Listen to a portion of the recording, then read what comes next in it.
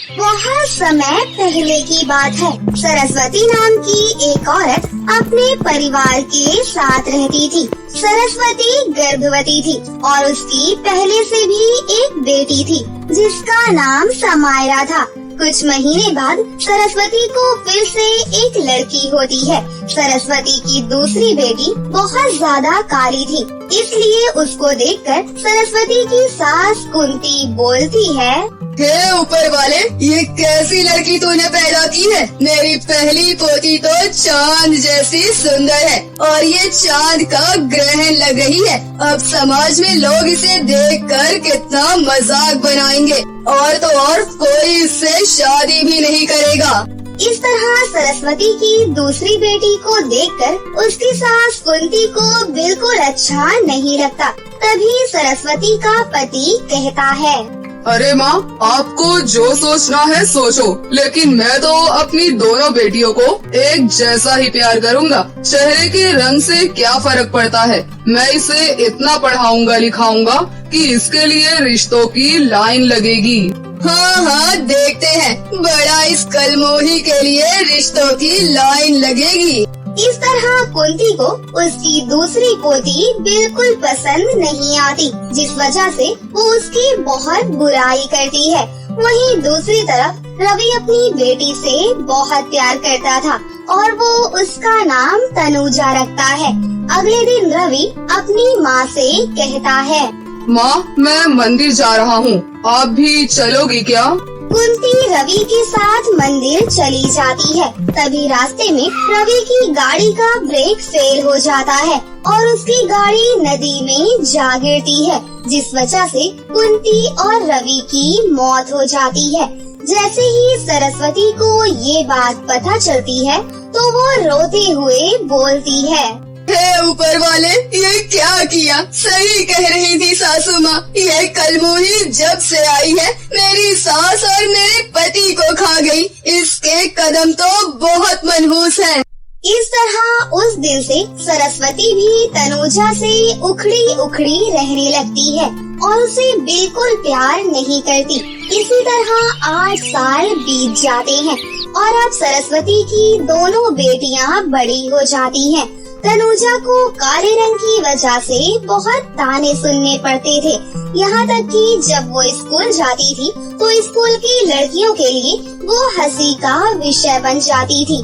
वहीं दूसरी तरफ सरस्वती और समायरा का अत्याचार दिन प्रतिदिन तनुजा के लिए बढ़ता ही जा रहा था। एक दिन दोनों बहनें स्कूल के लिए तैयार हो रही थी। तभी समायरा आती है और तनुजा को एक तमाचा लगाती है। क्या हुआ दीदी, आपने मुझे क्यों मारा?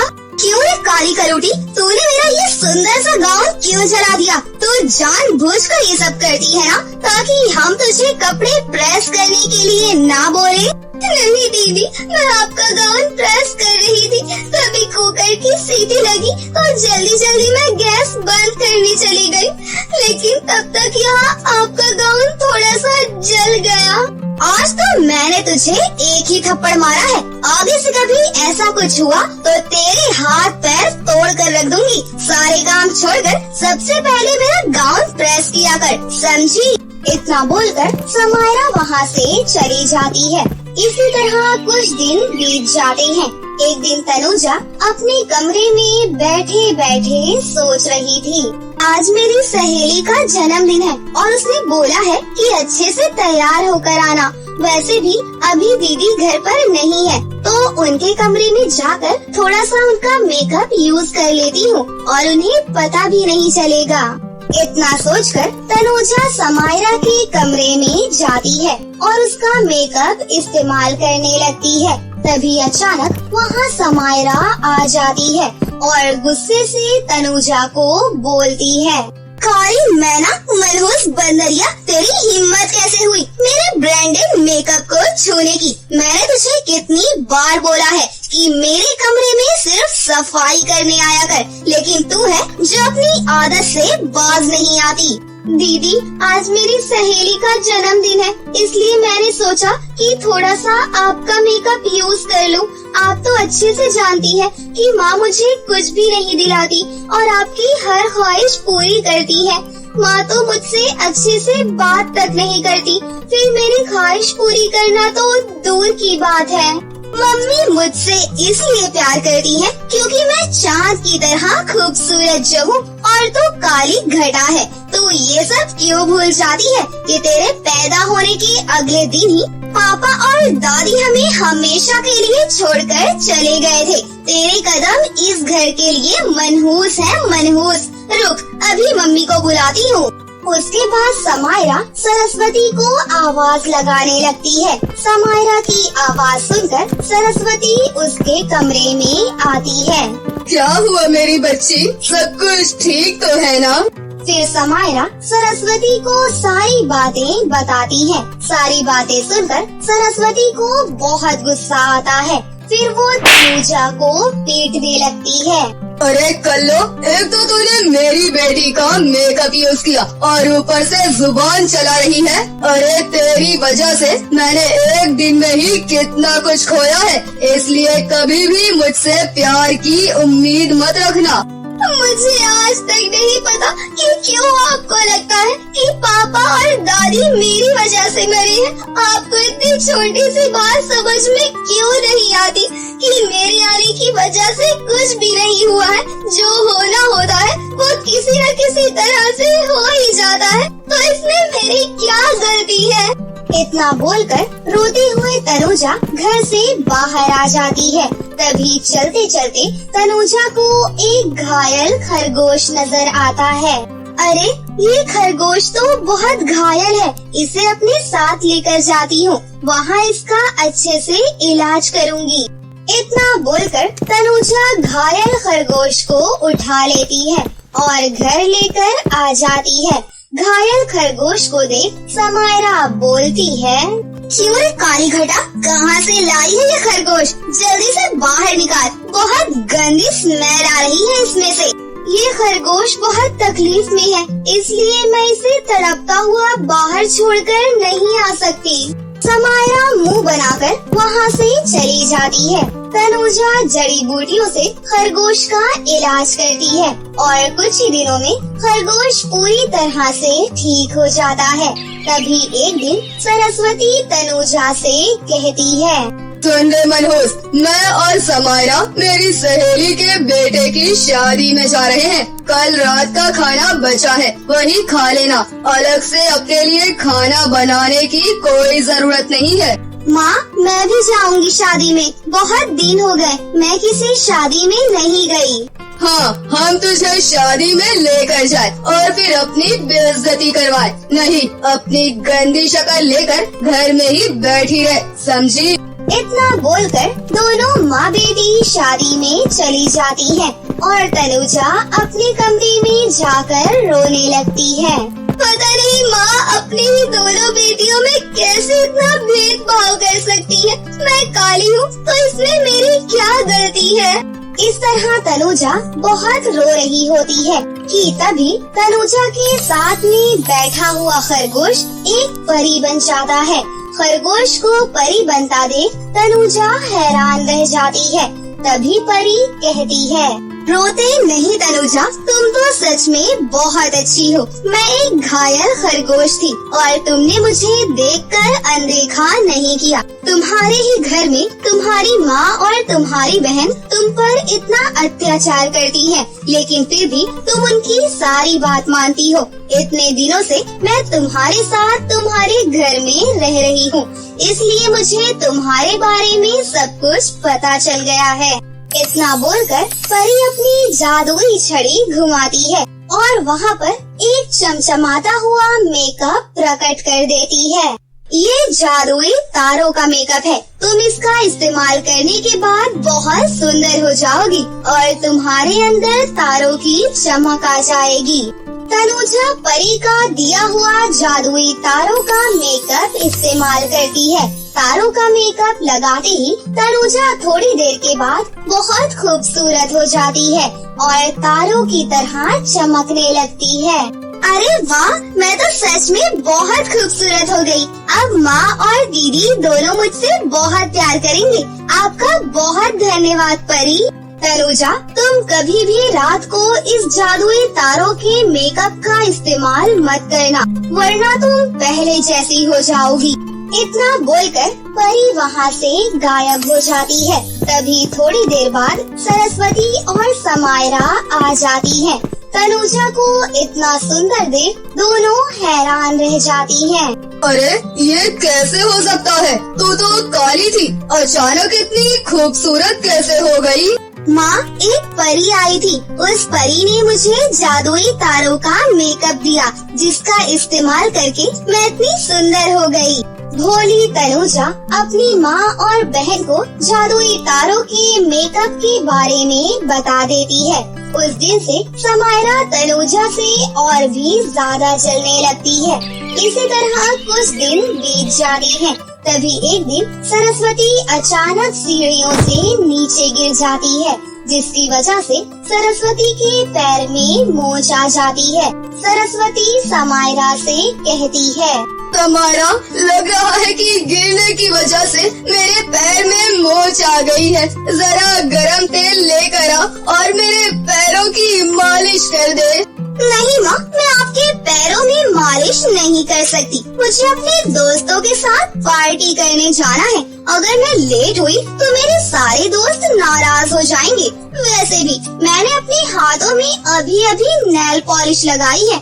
अगर मैं आपकी मालिश करने लग गई तो मेरी नेल पॉलिश खराब हो जाएगी, इसलिए सॉरी मॉम।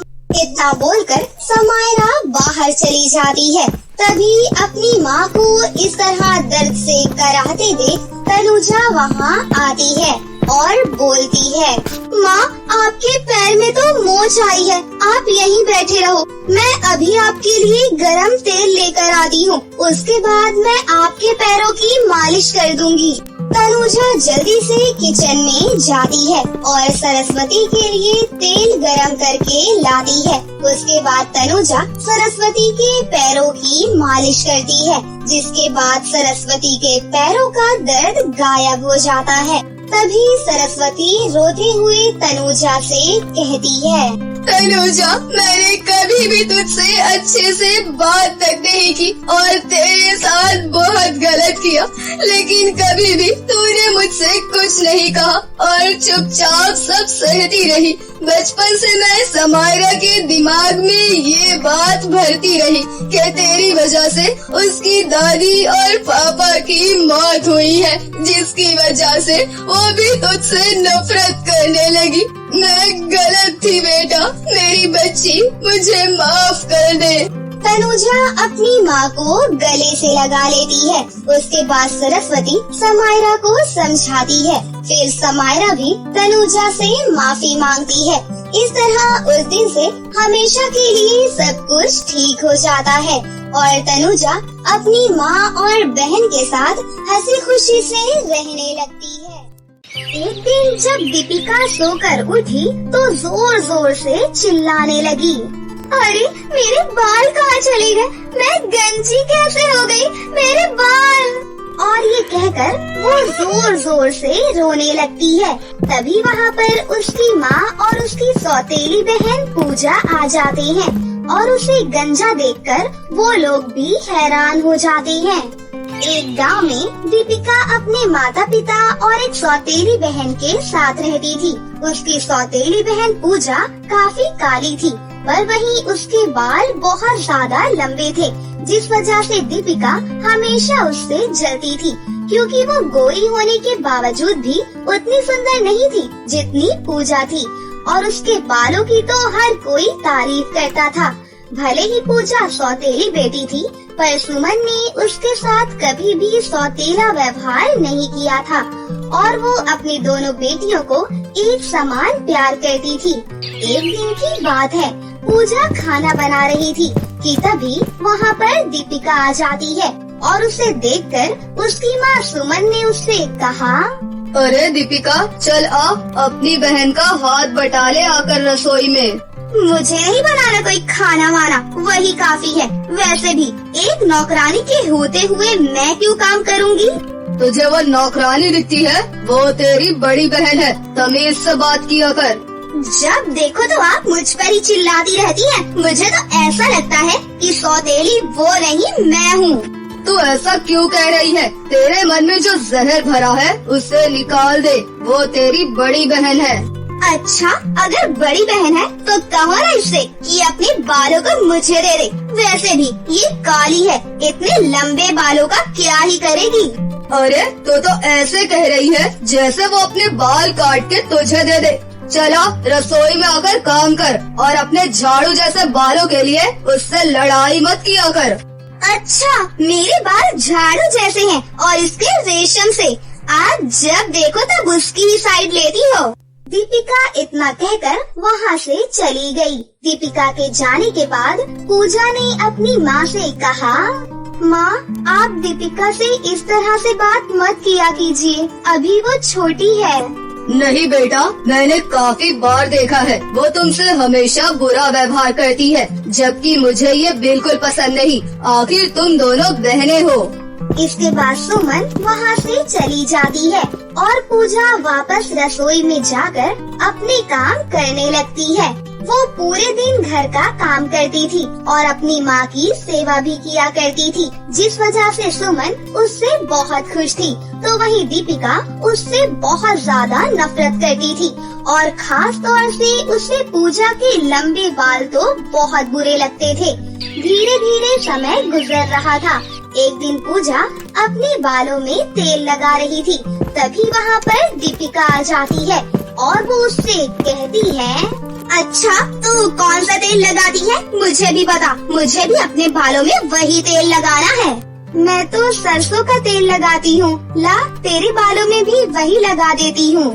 क्या तू मुझसे झूठ बोल रही है ना? मुझे पता है तू चाहती ही नहीं है कि मेरे बाल भी लंबे हो, क्योंकि फिर मैं तुझसे ज्यादा सुंदर दिखूंगी।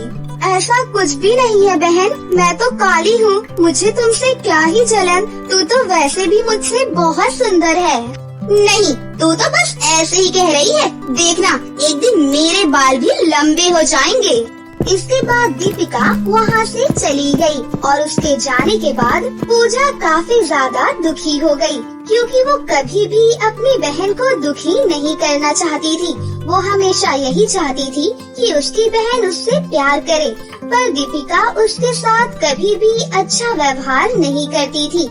इसके बाद पूजा अपने बालों में तेल लगाने लगती है और वही दीपिका अपनी सहेली तानिया के पास आती है और बोलती है, अरे तानिया, क्या तेरे पास कोई ऐसा तेल है जिससे मेरे बाल भी लंबे हो जाएं? क्यों, तेरी सौतेली बहन ने तुझे नहीं बताया क्या? उसके बाल तो कितने लंबे हैं, मुझे तो उसके बाल देखकर बड़ी जलन होती है। हाँ, तू एकदम ठीक कह रही है। एक तो काली कलूटी है, ऊपर से बाल भी इतने लंबे हैं कि पूरी नागिन लगती है। सही कहा तूने, उससे तो टीवी सीरियल में नागिन होना चाहिए था। और ये कहकर वो दोनों हंसने लगती है। तभी वहाँ से एक बूढ़ी औरत गुजरती है और वो उन दोनों को हंसता हुआ देखकर उनसे कहती है, अरे क्या हुआ, क्यों इतना हंस रही हो बेटा? अरे कुछ नहीं अम्मा, बस ऐसे ही। तुम बताओ कहाँ जा रही हो और ये तुम्हारे हाथ में क्या है? अरे ये मैंने तेल बनाया है, इससे बाल बहुत लंबे हो जाते हैं। क्या तुम सच कह रही हो? हाँ, मैं बिल्कुल सच कह रही हूँ। यदि तुम्हें यकीन नहीं होता तो मेरे बालों को ही देख लो। और ये कहकर वो उन दोनों को अपने बाल दिखाती है। उसके बाल भी काफी लंबे थे, जिसे देखकर वो दोनों काफी हैरान रह जाती हैं। फिर उस बूढ़ी औरत से कहती हैं, क्या ये तेल आप मुझे दे सकती हैं? नहीं, ये तेल तो मैंने सिर्फ अपने लिए ही बनाया है। हाँ, अगर तुम्हें ये तेल चाहिए तो इसके बदले तुम्हें मुझे कुछ देना पड़ेगा। पर हमारे पास तो कुछ भी नहीं है, आपको क्या चाहिए? तुम्हारे पास जो भी है दे दो, वरना मैं तुम्हें अपना तेल नहीं दूंगी। ये सुनकर दीपिका भागी भागी अपने घर जाती है और चुपचाप अपनी माँ के पर्स से पैसे निकाल लाती है। फिर उस बुढ़िया को दे देती है, जिसके बाद वो बूढ़ी औरत उसे वो तेल दे देती है। वो वो तेल पाकर दीपिका बहुत खुश हो जाती है और तानिया से कहती है, अब देखना मेरे बाल भी बहुत लंबे होंगे, तब मैं उसे बताऊंगी। ज्यादा अपने बालों का घमंड दिखाती है। जब तेरे बाल लंबे हो जाएं, तो मुझे भी ये तेल दे देना, मुझे भी अपने बाल लंबे करने हैं। हाँ, जरूर कर लेना। वैसे भी खरबूजे को देखकर खरबूजे का रंग बदलता ही है। तू तो ऐसे कह रही है जैसे खुद कितनी अच्छी हो। खुद पर भी तो सोच, सौतेली बहन का रंग चढ़ा है, उसी की तो नकल कर रही है तू। मुझसे ज्यादा जुबान मत लड़ा, समझी तू? दोस्त है, दोस्त की तरह ही रहे। इस तरह तानिया भी भड़क जाती है और उन दोनों में लड़ाई होने लगती है, जिसके बाद दीपिका अपने घर आ जाती है और तानिया गुस्से में कहती है, जा ले जा इस तेल को, देखना तो पूरी की पूरी गंजी हो जाएगी, गंजी। वहीं दीपिका घर पर आ जाती है और उस तेल को अपने बालों में लगाने लगती है। तभी उसके कमरे में पूजा किसी काम से आती है और उसे तेल लगाता देखकर उससे कहती है, अरे ये तुम कौन सा तेल लगा रही हो? किसने दिया है ये तुम्हें? तुमसे मतलब? तुमसे कितनी बार कहा है कि मुझसे बात मत किया करो। मुझे तुम्हारी ये गंदी सी शक्ल देखना बिल्कुल भी अच्छा नहीं लगता। और रही बात इस तेल की, तो ये मुझे बुढ़िया ने दिया है और इससे मेरे बाल लंबे हो जाएंगे। क्या ये तुमसे किसने कहा? इसे अपने बालों में मत लगाओ। हाँ, मुझे पता है, तू तो चाहती ही नहीं कि मेरे बाल लंबे हो, है ना? अरे नहीं बहन, ऐसा नहीं है। कई बार लोग हमें बेवकूफ बनाने के लिए ऐसे तेल दे जाते हैं जो हमारे बालों को खराब कर देते हैं। नहीं, मुझे तेरी कोई बात नहीं सुननी। मुझे तो यही तेल लगाना है, यही तेल लगाना है। और ये कहकर दीपिका उस तेल को लगा लेती है। धीरे धीरे दिन गुजरते जाते हैं। फिर एक दिन की बात है, जब दीपिका सोकर उठती है तो उसके सर पर कुछ ही बाल बचे थे। उसके सारे बाल झड़ गए थे। ये देखकर वो जोर जोर से चिल्लाने लगती है। उसकी आवाज सुनकर वो दोनों कमरे में आती है और दीपिका को गंजा देखकर उसकी माँ उससे कहती है, अरे बेटी, ये क्या हो गया? तेरे बाल कहाँ चले गए? मुझे नहीं पता माँ, ये क्या हो गया? तभी पूजा को याद आता है कि दीपिका एक तेल लगाया करती थी और वो अपनी माँ से कहती है, माँ ये सब उस तेल की वजह से हुआ है। दीपिका को वो तेल किसी ने दिया था। क्या? कौन सा तेल? पूजा उस तेल की शीशी को लाती है और सुमन को दिखाती है, तो सुमन शीशी को देखकर दीपिका से कहती है, अरे ये तुम्हें किसने दिया? ये तो बालों को खराब करने वाला तेल है, इससे सारे बाल झड़ जाते हैं। क्या? मुझे नहीं पता, मुझे तो एक बुढ़िया ने दिया था और कहा था मेरे बाल इससे बहुत लंबे हो जाएंगे। अच्छा, तो उस दिन तुम ही मेरे पर्स से पैसे निकाल कर लेकर गई थी। अब देखा तुमने अपनी बहन से नफरत की वजह से अपना ही घाटा कर लिया। तुम अपनी बहन से इतनी नफरत करती थी कि तुमने अपने बालों को ही खो दिया। ये सुनकर दीपिका काफी ज्यादा दुखी हो जाती है और रोने लगती है। इस पर पूजा ने उससे कहा, बहन तू मत रो, मैं तुम्हारे बालों को लंबा कर दूंगी। तुम कैसे करोगी? तुम तो चाहती ही नहीं थी कि मेरे बाल लंबे हो। नहीं बहन, ऐसी बात नहीं है, तुम शांत हो जाओ। देखना कुछ ही दिनों में तुम्हारे बाल पहले जैसे हो जाएंगे। और उसके बाद वो रोजाना दीपिका के सर की चंपी किया करती थी और कुछ दिनों में दीपिका के बाल पहले जैसे और उससे भी ज्यादा लंबे हो गए, जिसे देखकर उसे काफी खुशी होती है और वो पूजा से माफी मांगते हुए कहती है, मुझे माफ कर दो, मैं हमेशा तुमसे नफरत करती रही, तुम्हारे काले रंग से और तुम्हारे बालों से जलती रही। मुझे पता लग गया है कि ऐसा करना मेरी बेवकूफी थी, मुझे माफ कर दो। मुझे खुशी है कि तुम्हें अपनी गलती का एहसास हुआ। इसके बाद वो दोनों बहनें हंसी खुशी से रहने लगती हैं और अब दीपिका को भी पता लग गया था कि हमें किसी के साथ बुरा व्यवहार नहीं करना चाहिए, क्योंकि आप जैसा दूसरों के साथ करते हैं वैसा ही आपको मिलता है। कैसी लगी आपको हमारी ये कहानी? अगर आपको हमारी कहानी अच्छी लगी हो तो इसे जरूर लाइक करें, साथ ही हमारे चैनल को सब्सक्राइब भी कर लें और बेल आइकन को दबाना ना भूलें। मिलते हैं अगली वीडियो में। धन्यवाद।